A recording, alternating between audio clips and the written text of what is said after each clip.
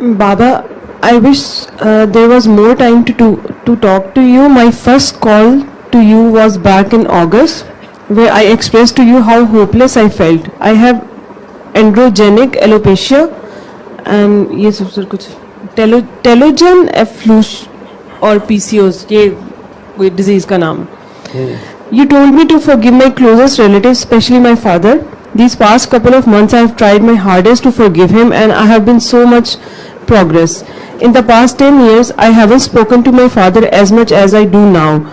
I make him do dua and constantly tell him about you, about Surah Rahman and forgiving. Each time I tell him to forgive, I am myself reminded that I need to continue forgiving. Today I spoke to you for the second time and I called because of my father. I wanted to talk to him and make him do dua. After your phone call, I was in tears and I was thinking how beautiful this journey has been so far, how much things have changed. During my first call, I had so much resentment towards my father, and during the second call, I just wanted him to find ease and peace. Thank you for your time and efforts. That was my message to you way back in February, but today he again hurt me very badly on phone. I am unable to forgive him now. How someone can be so cruel? My hairs were back. I was almost cured from alopecia, but today I am pulling my hairs myself. My PCO is gone, but I was seriously thinking of getting married, but now I don't want to meet any male except you, whom I never met in my life, but you healed my soul. But today you are not picking up my phone and I'm unable to forgive him. How? Please help me whenever you see my text or call me, Baba, please. आखिरी 2-3 लाइनें नहीं मुझे समझ आई. मतलब उनके father ने उनको दोबारा हर्ट कर दिया, तो अब वो आपको कॉल भी कर रही हैं, तो आप उनका कॉल अटेंड नहीं कर रहे, तो आप जब भी मैसेज देखें तो उनको रिप्लाई करते हैं. रिप्लाई क्या करना है पुत्र जी, बात वहीं फिर आ जानी है कि उनको दुआ दो. आप ये समझो ना कि वो एक मरीज हैं, ज़हनी हालत में, ज़हनी माजूर हैं, तो उनकी बात का आपने क्या गुस्सा करना है. ठीक है, वो जैसे बंदा गुस्से में अपने बाल खींचता है, तो आप गुस्से में अपने बाल वैसे फिजिकली नहीं खींचती, लेकिन वो गंजी हो जाती हैं, आप बाल गिरा देती हैं. अब बालों का और पीसीओ का अब्बा जी से क्या ताल्लुक है, इसका मैं आपको कैसे समझाऊं. मेडिकली भी इसकी एक्सप्लेनेशन आपको मिल जाएगी अगर थोड़ी सी बायोलॉजी पढ़ोगी तो आप उन्हें दिल से माफ़ करें. वो एक जहनी मरीज़ हैं, तो आप समझें, आप डॉक्टर साहब हैं, नर्स हैं उनकी, तो ये जो जहनी मरीज़ होते हैं ये तो कई बार हमें थप्पड़ भी मार देते हैं या गालियाँ भी देते हैं या कुछ भी कह देते हैं, क्योंकि वो जहनी मरीज़ होते हैं.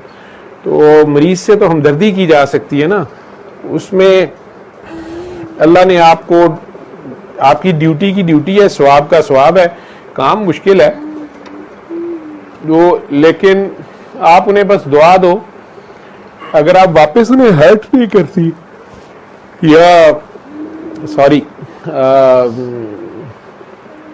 उनकी खिदमत इसी तरह जारी रखती हैं. शादी शायद आपकी अल्लाह अभी इसलिए भी नहीं हो रही है कि आप उन्हीं की खिदमत कर रही हैं.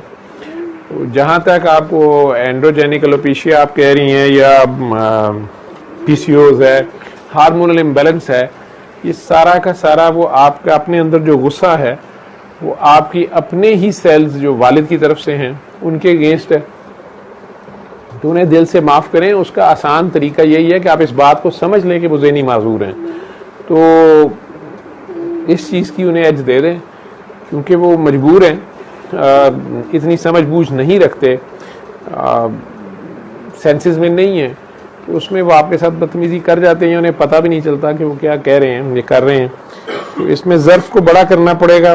मेरे पे गुस्सा निकाल लो, जो निकाल भी रही होगी, अगर सुनोगी ये जवाब तो गुस्सा तुम्हें मेरे पे ही आना है. अंग्रेज़ी तुमने सारी फिर झाड़नी है. मैंने फ़ोन इसलिए भी नहीं सुना था उस वक्त तो मेरे पास उस वक्त अंग्रेज़ी भी ख़त्म हुई थी और पहले ही एक अंग्रेज़दान अमेरिका से उर्दू में मेरी काफ़ी जान खा चुकी थी. वो मैं फिर तुम्हारा भी फ़ोन नहीं सुना. मैं क्या, इसको मुझे यही था उम्मीद, जिस समय हमारे फ़ोन बार बार आ रहे थे तो वो आप दोनों के बल्कि कई बार आपस में टकरा भी रहे थे, तो उनके तो बाद में गुस्से में ये आ रहे थे कि ये किस कंजरी से आप बात कर रहे हैं, किस गश्ती से बात हो रही है, अल्लाह करे ये मर जाए, आपको छोड़ के चली जाए, आप मेरा फ़ोन नहीं सुन रहे. तो उनका पहले मैं 3 घंटे सुन चुका था, तो तेरा मैं रह गया फ़ोन सुनना. मैं क्या, अब तूने तो वैसे भी मुझे तो कुछ नहीं कहना होता, लेकिन वो गुस्सा आपने जो निकालना होता है, उस वक्त मेरी बस हुई हुई थी, इसलिए नहीं मैंने आपका फ़ोन सुना था। तो आपको माफ़ करके दुआ दो उन्हें पुत्र जी, और गुस्सा मेरे पे निकाल लेना, ठीक है? बस जी।